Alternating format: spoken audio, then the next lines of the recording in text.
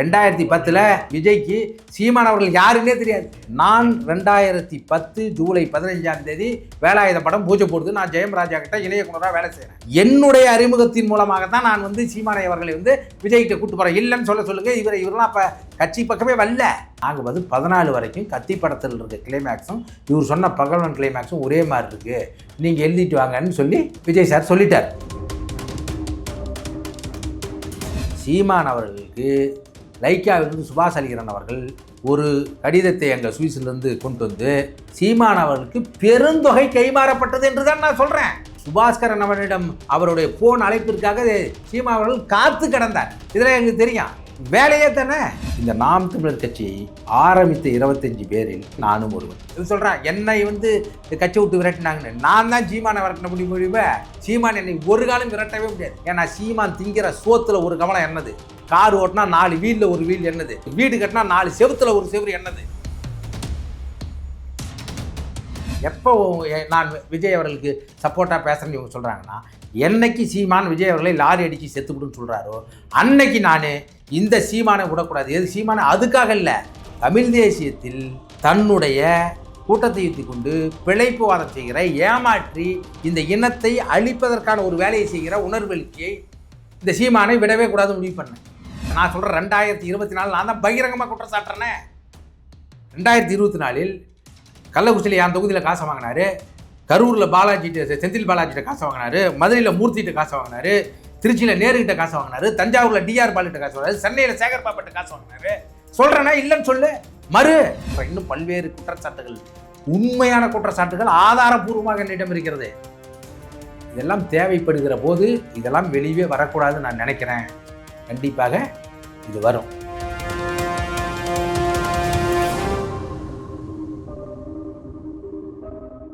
2010 பகலவன் கதை உபயோகிச்சு 2010 சீமான் அவர்களுக்கும் விஜய் அவர்களுக்கு விஜய்க்கு சீமான் அவர்கள் யாருன்னே தெரியாதுன்னா ஒரு இயக்குனராக தெரியும், இப்படி கதை வச்சுதான் தெரியாது. நான் 2010 ஜூலை 15 வேலாயுத படம் பூஜை போடுது. நான் ஜெயம் ராஜா கிட்ட இணையக்குனராக வேலை செய்கிறேன். என்னுடைய அறிமுகத்தின் மூலமாக தான் நான் சீமானை அவர்களை விஜய்கிட்ட கூட்டு போகிறேன். இல்லைன்னு சொல்லுங்க. இவரெல்லாம் அப்போ கட்சி பக்கமே வரல. அதுக்கப்புறம் 2011 தான் கதை சொல்கிறோம். கதை சொல்லி ஆமாம் 2014 தீபாவளி அன்றைக்கு கத்தி படம் ரிலீஸு. 2014 கத்தி படம் ரிலீஸை 14 எடுக்க மாட்டான். 2011 இறுதியிலே அந்த ப்ராஜெக்ட் உருவு செய்யப்பட்டு 12 படப்பிடிப்புகள்லாம் ஆரம்பித்து போஸ்ட் ப்ரொடக்ஷன்லாம் இருக்குல்ல, ஃப்ரீ ப்ரொடக்ஷன் போஸ்ட் ப்ரொடக்ஷன்லாம். அப்போ இவர்கள் பல்வேறு அமைப்புகள் போராடியது. அதை என்ன சொல்கிறாங்க, லைக்கா என்பது இவர்களுடைய யார் ராஜபக்சேவினுடைய குடும்பத்துக்கு பார்ட்னராக இருக்கிறது தான் நாங்கள் கேள்விப்படுறோம். அப்படி எங்களுக்கு தகவல் வந்திருக்கு. அதனால் லைக்கா இங்கே படத்தை விஜய் படத்தை வெளியிடக்கூடாது, இல்லை தமிழர்களான இவர் இயக்குனர் முருகதாஸ் படத்தை வெளியிடக்கூடாதுன்னு என்ற காலகட்டத்திலையும் அங்கிருந்த அமைப்புகள் சொல்லல. அன்னைக்கு நான் நாம் தமிழில் இருக்கேன். லைக்கா என்று பேரையாவது எடுத்து விட்டு நீங்கள் வெளியிடுங்கள் தான் சொல்கிறாங்க. அந்த இதை சீமான் அவர்களுக்கு லைக்காவிலிருந்து சுபாஷ் அலிகரன் அவர்கள் ஒரு கடிதத்தை எங்கள் சுவிஸிலிருந்து கொண்டு வந்து விடுதலை புலிகள் அமைப்பு சார்பாக கொடுக்குற போது கொடுத்து சீமான் அவர்களுக்கு பெருந்தொகை கைமாறப்பட்டது என்று தான் நான் சொல்கிறேன். இதை தான் வேல்முருகன் சொல்கிறாரு. இதெல்லாம் அந்த நேரத்தில் இது எப்படி தெரியும்னா, அதெல்லாம் வாங்கிட்டு 1 வாரம் 2 வாரம் கழிச்சு தான் சுபாஸ்கரன் அவரிடம் அவருடைய போன் அழைப்பிற்காக சீமான் அவர்கள் காத்து கிடந்தார். இதில் எனக்கு தெரியும், வேலையே தானே. ஏன் வேல்முருகன் அதுக்கப்புறம் பேசலைன்னா, அவர் மீது இங்கே இருக்கிற உயர்நீதிமன்றத்தில் வழக்கு இருக்குது.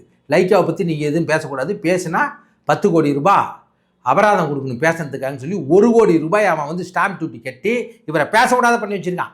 இல்லைனா ஆமாம்மா இல்லை மாதிரி சீமான் மாதிரி பரந்தூர் விமான நிலையத்துக்கு பேசுறது, வாயை முடிக்கிறது, அதானி இதுக்கு பேசுறது, போய் காசை வாங்கிட்டு வர்றது, கல் வெட்டுற மணல் வெட்டுறவங்கள்ட்ட போய் பேசுறது, காசை வாங்கிட்டு வர்றது, அது மாதிரி கிடையாது வேல்முருகன். சொந்த காசில் இதுவரை யாரிடமும் ஒரு ரிசிப்ட் அடித்து காசை வாங்கி கட்சி நடத்துகிறவர்கள் வேல்முருகன். அதனால் இவங்களுக்கு 2 டிவிக்கே பார்த்தாலும் பயம். அவங்கள பார்த்தா கூட்டத்தை பார்த்தா சீமானுக்கு பயம், இங்கே பார்த்தா கொள்கையை பார்த்து சீமானுக்கு பயம். அப்போ என்ன பண்ணுறாங்க, நாங்கள் அவதூறு பேசலை, இவர் போகிற போக்கில் இந்த லைன் மீடியான பாலா கார்ட்டூனிஸ்ட் பாலா ஒரு பேட்டி எடுக்கிறாரு அண்ணன்கிட்ட. அந்த பேட்டி முடிஞ்சதுக்கு அப்புறம் என்ன எப்பயுமே அண்ணன் சொல்லுவார், நீங்கள் மரியாதை குறைவாக யாரும் பேசாதீங்க, அரசியல் இல்லாத யாரும் பேசுகிறேன். நான் இன்ன வரைக்கும் என்னுடைய வளர்ப்பு அப்படி. நான் யாரையும் மரியாதை குறைவாக பேசுறதில்லை. இவங்கள மாதிரி கிடையாது. நீங்கள் யாரையும் இது மாதிரி நம்ம சக தோழர்கள், எனக்கு தெரியும் நட்பு முரண் எது பகை முரண் எதுன்னு எனக்கு நல்லா தெரியும். ஆனால் இவங்களுக்கு காசு கொடுக்குறவன் தான் நட்பு முரண், காசு கொடுக்காதவன் இவங்களுக்கு பகை முரண். இதை நான் அரசியலாக பேசுவேன். அரசியலை எதிர்கொள்ள முடியாத இந்த மாதிரி அவதூறுகளை பேசுவது, அண்ணன் வேல்முருகனை எடுத்து பேசுறது. கத்தி படத்தை 2014 வரைக்கும் இவர் இல்லைங்கிறாரு.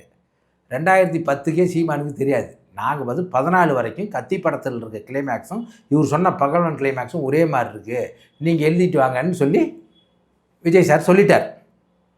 அப்படி தான். ஆமாம். அதுக்கப்புறம் இவங்க போய் தான் உங்களுக்கு தெரியும், என் தம்பி வருவான், அதான் வராம்பார் பார்த்தியா, இவனுக்கு துணை முதல் கொடுப்பேன். யார் இவர்? பல லட்சம் பேரை வச்சுருக்கு. இவர் என்ன சொல்கிறார், நான் வந்து டிவிகேவுக்கு போகிற மாதிரி இருந்ததும் எங்கள் தலைவர் விமர்சிக்கிறாரா? ஆமாம், இப்போ இல்லை, ரஜினி அரசியலுக்கு வரும்போது கூட அப்போ இருந்தே அவர் விமர்சிக்கிறார். அப்படியே இவங்களை மாதிரி கெஞ்சி காலில் விழுந்து கடந்துட்டு வந்த பிறகு நீ போய் லாரி அடித்து செத்துக்கிட்டுன்னு சொல்லலை.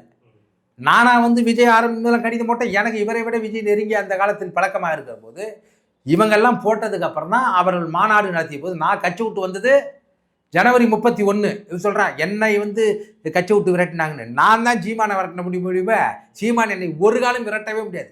ஏன்னா சீமான் திங்கிற சோத்தில் ஒரு கவனம் என்னது, கார் ஓட்டினா 4 வீலில் ஒரு வீல் என்னது, வீடு கட்டினா 4 செவுத்தில் ஒரு செவுறு என்னது.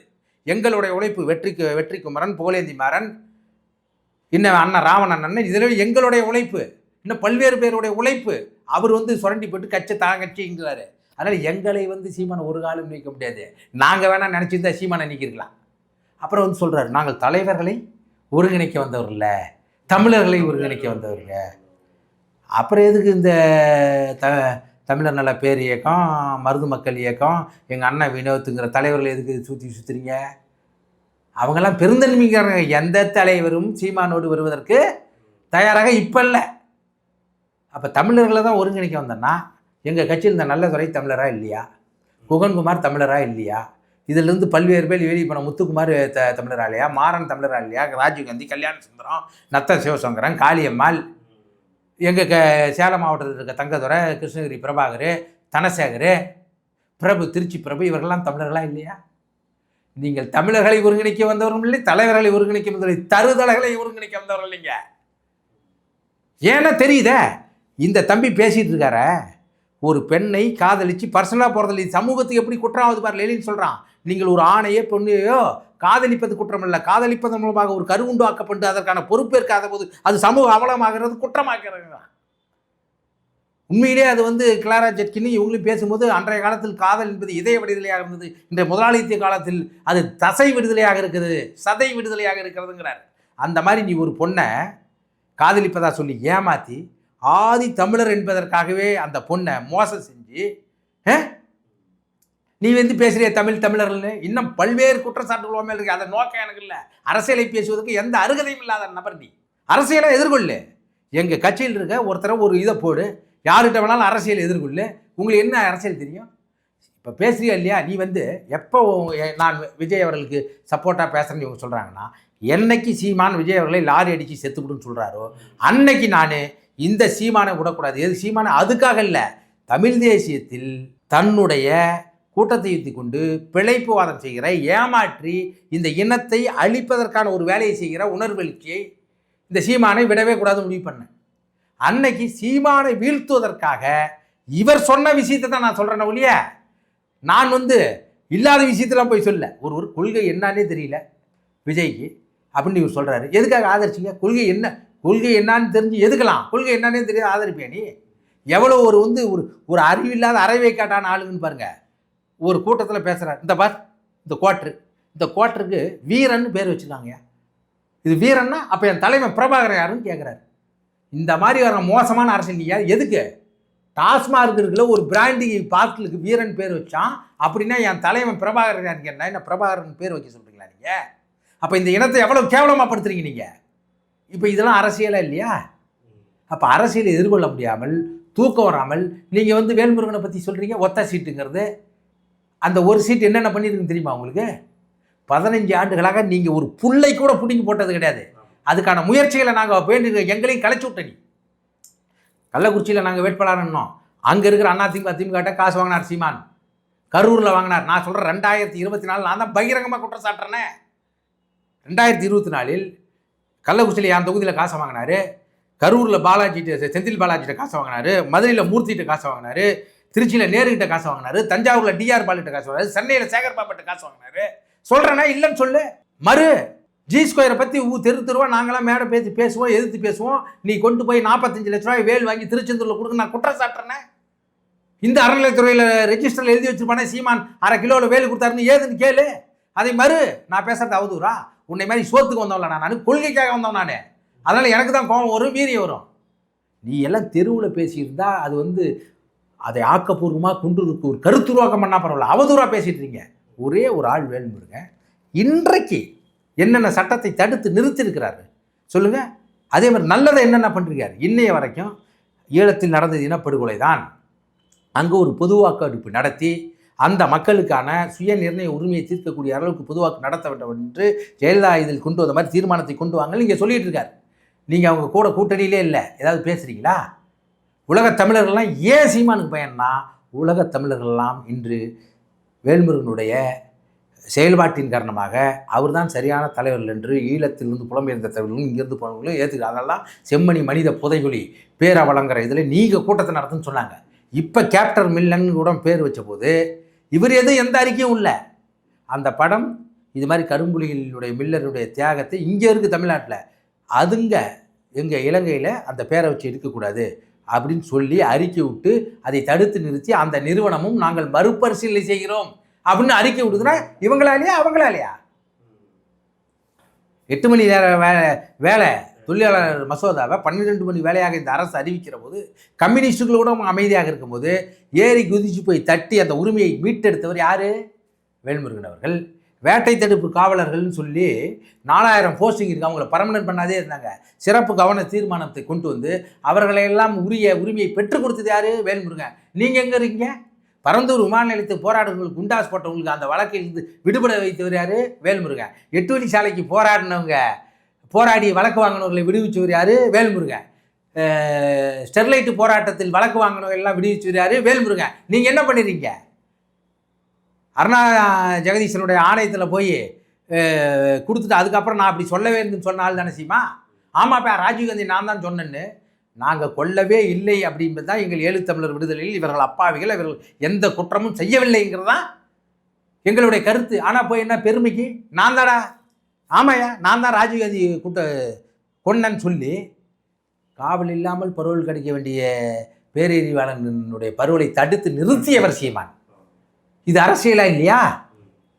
அந்த சாட்டை ராஜீவ்காந்தியினுடைய சமாதிக்கே போய் ஆமாடா நாங்கள் தான்டா ராஜீவ்காந்தி, இதெல்லாம் ஒரு ஈனத்தனமான செயலா இல்லையா? அவன் எதிரியாக இருந்தால் கூட நீ போய் அங்கே போய் போட்ட கோவம் வருமா இல்லையா? அப்போ இது அரசியலா இல்லையா? இது எங்கே அவதூறு? இதெல்லாம் நான் எங்கே சொல்கிறேன்? அப்போ தொடர்ச்சியாக உங்களுக்கு உறக்கமில்லை. தமிழக வாழ்வுரிமை கட்சியினுடைய வளர்ச்சியை பார்த்து உங்களுக்கு பயம் வருவதன் காரணமாக தமிழ்நாட்டின் அரசியல் இல்லாமல் 2026 அப்புறப்படுத்தப்பட்டு விடுவோம் என்கிற காரணத்திற்காக நீங்கள் அவதூறாக பேசுகிறீங்க. அரசியலாக பேசுங்க. அரசியலை சீமான் அவர்களே வேல்முருகன் அவர்களோடு எதிர்கொள்ள முடியாது. ஏன்னா அதுக்கு மாதிரி வரலாறு இருக்குது. அவங்க வேல்முருகன் அவர்களுடைய மாமா பூவராகவன் காங்கிரஸ் கட்சியினுடைய மிகப்பெரிய பொறுப்பில் இருந்தவர். அவருடைய பங்காளியாக சித்தப்பா முறைன்னு நினைக்கிறேன், பங்காளியாக இருக்க பண்ருட்டி ராமச்சந்திரன் அவர்கள் உங்களுக்கு தெரியும் எம்ஜிஆர் காலத்தில் எவ்வளோ பெரிய பொறுப்பில் இருந்தோன்னு. அப்படி ஒரு அரசியல் பின்புலம் உள்ளவர். பேப்பர் போல் பண்ருட்டி வேல்முருகன் நாங்கள் அரணையூர் சீமான்னு சொல்கிறது எவ்வளோ காலம் ஆகும்? அரசியலை பேசுங்க தம்பி, அரசியலை பேசுங்க, எதிர்கொள்கிறோம். இந்த மாதிரி நீங்கள் மரியாதை குறைவுன்னு எனக்கு மரியாதை இல்லை. பொது வாழ்க்கைக்கு விட்ட பிறகு என்ன பேசினாலும் என்னை அது காயப்படுத்தாது. என்னை நான் அனுமதிக்காமல் எந்த ஒரு வார்த்தையும் என்னை காயப்படுத்த முடியாது. ஆனால் நீங்கள் தவறு செய்து கொண்டு மேலும் மேலும் தவறு செய்து கொண்டு முந்தாளியோட ராமேஸ்வரத்துலேருந்து ஒரு கண்ணி இளங்கோன்னு ஒருத்தர் கட்சி விட்டு வெளியே போயிருக்கார். கட்சி ஆரம்ப காலத்திலேருந்து அங்கே உழைத்தவர், செயல்பட்டவர், அவர் வெளியே போயிட்டுருக்கார். எதுக்காக? யாரையும் கேட்காத தொகுதிக்கு யாரெல்லாம் முதல்ல மாற்று கட்சிக்காரன்ட்ட காசு வந்து இப்போ வேட்பாளர்கிட்டே காசு வாங்குறீங்களே, அப்போ எப்படி உங்கள் மேலே நம்பிக்கை வரும்? அதனால் தொடர்ந்து இந்த தமிழ் தேசியம் பேசிக்கொள்வதாக நடித்து கொண்டு தமிழக மக்களுடைய அரசியல் வாழ்க்கையிலிருந்து அப்புறப்படுத்தி கொண்டிருக்கிற சீமானும் அவர்களுடைய எடுபிடிகளும் இங்கே புனிதத்தன்மையோடு இங்கே போராடி கொண்டிருக்கிற, மக்களுக்காக உழைத்து கொண்டிருக்கிற, மக்கள் நலத்தை பேணி பார்த்துக்கிட்டு இருக்கிற தமிழக வாழ்வுரிமை கட்சி குற்றம் சுமத்துவது அவர்களுடைய தற்போதைய நிலைமையாக இருக்கிறது. இந்த இடும்பாவனம் கார்த்திகை வந்து பேசுகிறப்ப இந்த ஐபிஎல் டைமில் நடந்த அந்த போராட்டம் அதை குறித்தும் வந்து பேசியிருக்காரு. அப்போ ஏதோ மண்டபத்தில் இவங்க இவரெலாம் இருந்ததாகவும் மென்ஷன் பண்ணுறாரு. இது எந்த அளவுக்கு உண்மை சார்? அது எதுக்கு சொல்கிறாருன்னா, நாங்கள் தலைவர்களை ஒருங்கிணைத்து வந்தோம்ல, விடுதலை புலிகளுடைய சின்னத்தை வச்சே கட்சி நடக்கிற அண்ணன் தனியரசு அவர்கள் எங்கள் கூட தான் இருந்தார். அவரு போய் பிஜேபியில் மோடி பக்கத்தில் உட்காந்துட்டு இருக்காரு, நாங்கள் எப்படி இணைப்போன்னு கேட்குறாரு. ஐபிஎல்ல அவர் சொல்கிறார், அவர் சொல்கிற வார்த்தையிலே, நாங்கள் யார் இவர் சீமான், பாரதி ராஜா இவங்கெல்லாம் நாங்கள் ஒரு மண்டபத்தில் இருந்துன்னு. பாரதி ராஜா, வெற்றிமாறன், அமீர், தமிழ் எம்ஏ ராமு, இப்பொழுது நாம் தமிழர் கட்சியில் பயணித்துக்கின்ற பாலமுரளியெல்லாம் வேற ஒரு மண்டபத்தில் கைது செய்யப்பட்டாங்க, எங்கள் கூட இல்லை. எங்கள் இதில் முதல் நாள் ஐபிஎல் போராட்டத்தில் நாம் தமிழர் கட்சியில் இருந்த இணையதளம் மூலமாக கைது செய்யப்பட்ட ஒரு தம்பி ஒரு காவல்துறையை அடிச்சிட்றான். எல்லாத்தையும் கூட்டிகிட்டு போய் ராஜரத்ன ஸ்டேடியத்தில் வைக்கிறாங்க. அதுக்கப்புறம் கைது பண்ணலாமா வேணாமா, அவ்வளோ பேர்த்த கைது பண்ண முடியாத போது அன்றைக்கு இந்த வேல்முருகன் அவர்கள் வந்து காவல்துறை அதிகாரியிடம் பேசி, பாரதி ராஜா அவர்களுக்கு பெரியவர், அவரையெல்லாம் நீங்கள் கைது செய்யக்கூடாது, அவர்களுக்கு போராடியது ஜனநாயக உரிமை என்று பேசியதன் விளைவாக அனைவரையும் விடுதலை செய்தார்கள். விட்டுவிட்டு மறுநாள்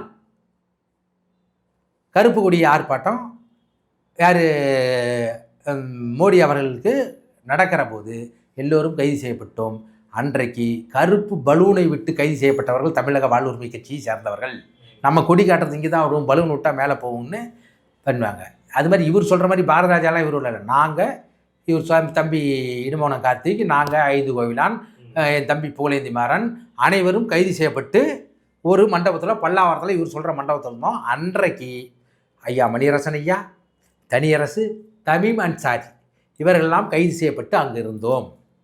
அப்பொழுது காவல்துறை மதியத்திற்கு பிறகு இவர் வீராவேசமாக பேசுகிறார, எவ்வளோ பெரிய 1ஆம் நம்பர் பைந்தாங்குழி. நல்ல வேலை இந்த கேள்வி நீங்கள் கேட்டீங்க, ஏன்னா இது கட்டாயமாக பதிவு செய்ய வேண்டிய கேள்வி. இது பைந்தாங்குழிங்கிறதுல சொல்கிறேன் பாருங்க, காவல்துறை மதியத்துக்கு மேலே அதிகமாக ஆரம்பித்தாங்க. ஏன்னா அந்த காவல்துறை அதிகாரியை முதல் நாள் நடந்த கூட்டத்தில் ஒரு தம்பி அடித்து விட்ட காரணத்தால் அதை எடுத்து போனால் காவல்துறைக்கே பாதுகாப்பில்லை, நாம் தமிழர் கட்சியினை கைது செய்ய வேண்டும் என்கிற போது காவல்துறை குவிக்கப்படுகிறது மதியானத்துக்கு மேலே.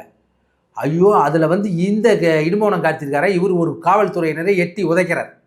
அது படலை, அவங்க மேலே எட்டி உதைக்கிறார். அன்றைக்கு ஐபிஎல்லில் 63 பேர் கைது செய்யப்பட்டவர்கள்.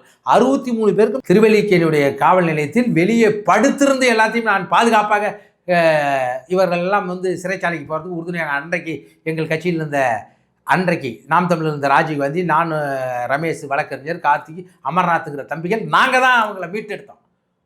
எடுத்து ஒவ்வொருத்தரையும் அனுப்பிவிட்டான். அப்படி இவர் வந்து ஒரு காவல்துறை அதிகாரி எட்டி உதச்சிட்டாருன்னு பாதுகாப்பாக பயந்துட்டு போய் ஒண்டிக்கிட்டார், எங்கே வரல.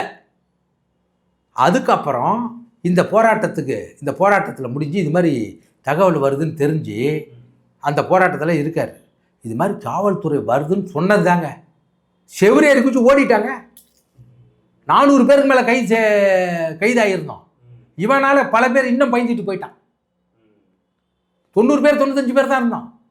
ஆனால் மணியரசன் கூட இருந்தவர்களோ, தமீம் அன்சாரி கூட இருந்தவர்களோ, தனியரசு கூட இருந்தவர்களோ அவர்கள் அப்படி நின்னாங்க. அன்னைக்கு போனவன் தாங்க பல நாள் ஆள் எங்கே இருக்கானே தெரியல. இவன்லாம் பெரிய வீர மாதிரி பேசிகிட்டு இருக்கான், ஓடி போயிட்டு. அதுக்கப்புறம் எப்போ கைது செய்யப்படுறாங்க பாரு, அன்னைக்கு சீமான் அன்னைக்கு கைது செய்கிற மாதிரியான சூழல் இருந்தது. இவர்கள் தனியரசு இவங்களும் மாறி பேசி கைது செய்யலாமா வேண்டாமா என்று கைது உறுதியாக என்று சொன்னார்கள். அன்னைக்கு கூட மன்சூர் அலியான் வந்து வெளியே ஏன் இவங்களை கைது பண்ணுறீங்க, எதுக்கு விடக்கூடாதுன்னு சொல்லி சத்தம் போட்டு அன்றைக்கு காவல்துறையால் பாதிப்படைந்து அடித்து அவர் கைது செய்யப்பட்டார். இவன் போனவன் ஆளை காணோம். அதுக்கப்புறம் எங்கே நாங்கள் பெருங்குடியில் ஒரு கூட்டத்தை நடக்கும்போது பெருங்குடியினுடைய கூட்டம் முடித்துவிட்டு வரும்போது காவல்துறையால் கைது செய்யப்படுகிறான். அது எப்படி, இவன் வந்து சாப்பிட்ற இடத்துல கல் தூக்கி அடித்தா எங்களை அசிங்கமாக திட்டினான்னு. அப்போ கூட இந்த தம்பியை நம்ம விடக்கூடாதுன்னு சொல்லி அன்றைக்கு மரவாக வச்சுருந்தாங்க. அன்றைக்கு இதே வேல்முருகன் அவர்களிடம் சொல்லி அவர் காவல்துறையிடம் விசாரித்து, இல்லை மறைமுகமாக ஒரு ஸ்டேஷனில் வச்சுருக்கிறாங்க, பீச் ரோடுக்கு பக்கத்தில் ஒரு இதில் வச்சுருக்காங்க, நான் சொல்லிட்டேன், எக்காரணத்தை கொண்டு கையை வைக்கல, இல்லைன்னா என்ன காவல்துறை என்ன பண்ணும், பிடிச்சி வலிக்கு வந்துட்டான்னு சொல்லணும். இன்னும் கூட எனக்கு நோக்கம் இல்லை இவர் வலிக்கு விழுவ வேண்டும் அப்படிங்கிற நோக்கம் எனக்கு இல்லை. அன்றைக்கு நான் புகழேந்தி மாறன், ராஜீவ்காந்தியை போய் இவரை காப்பாற்றி சிறைக்கு அனுப்புவதில் மனசாட்சி இருந்தால் தொட்டு சொல்லுங்கள், நாங்கள் தான் அதை அனுப்பிவிட்டோம். அன்றைக்கு இவனை காப்பாற்றியது வேல்முருகன். இவனை மட்டும் இல்லை, ஐபிஎல் போராட்டத்தில் கொடிக்கு அக்ஷா, ஐயனார், மகேந்திரன் என்ற போலெல்லாம் அண்ணா சாலையினுடைய காவல் நிலையத்தில் நாங்கள் வைத்திருக்கிற போது அங்கேயும் வேல்முருகன் வந்து வீடியோவே இருக்கு. அவங்க ஜனநாயக உரிமைக்கு தான் போராடுறாங்க, அவர் கைது பண்ணும்போது கட்டாயமாக நீங்கள் விட்டு விட வேண்டும் என்று பல பேர்த்தை வெளியே அனுப்பிவிட்டு வெறும் 5-6 பேரை மட்டும் கைது செய்யப்பட்டார்கள். அன்றைக்கும் நாம் தமிழர் இருக்கிற உறவுகளை காப்பாற்றியவர். ஏன் சீமானே பல முறை சீமானுக்கு பொருளாதார உதவியாகவும் மன ரீதியாகவும் காப்பாற்றிய வேல்முருகன். அதனால தான் சீமான் அவர்கள் இந்த கட்சியை நடத்துவதற்கு நீங்கள் வந்து தலைமை தாங்கள் என்று 2011 பாட்டாளி மக்கள் கட்சியிலிருந்து வெளிவந்த பிறகு சீமானோடு நாங்கள் பல்வேறு கார்களை போய் வேல்முருகனை அழைத்தோம். தகுதி இல்லைன்னா எதுக்கு அண்ணன் சீமானே வராரு? எந்த இடத்துலையும் சீமான் அவர்களை வந்து வேல்முருகன் விட்டு கொடுத்ததே அல்ல. பெரியாரை திட்டிய போது கூட பெரியாரிய உணர்வாளர்கள் அத்தனை பேரும் இவருக்கு சூரொட்டி அடித்து இவருக்கு கண்டனத்தை தெரிவித்த போது நீங்கள் குரல் கொடுங்கள் என்றால் நான் நேசிக்கிற தலைவரை அவரும் நேசிப்பதால் அவருக்கு நான் குரல் கொடுக்க மாட்டோம் என்று சொன்னார். இன்றைக்கு வந்து பெரிய இது மாதிரி பேசுகிறாரு. ஒரு இடத்துலையும் அவர் தனி மனித தாக்குதல் இல்லை, என்ன சொல்லவே வேணான்னு தான் சொல்லுவார். பேச வேணாம், நீங்கள் மரியாதைக்குரிய பேச, நான் எங்கேயும் இதை மரியாதை இது நடந்ததை சொல்கிறேன். இன்னும் பல்வேறு குற்றச்சாட்டுகள், உண்மையான குற்றச்சாட்டுகள் ஆதாரபூர்வமாக என்னிடம் இருக்கிறது. இதெல்லாம் தேவைப்படுகிற போது இதெல்லாம் வெளியே வரக்கூடாதுன்னு நான் நினைக்கிறேன். கண்டிப்பாக இது வரும்.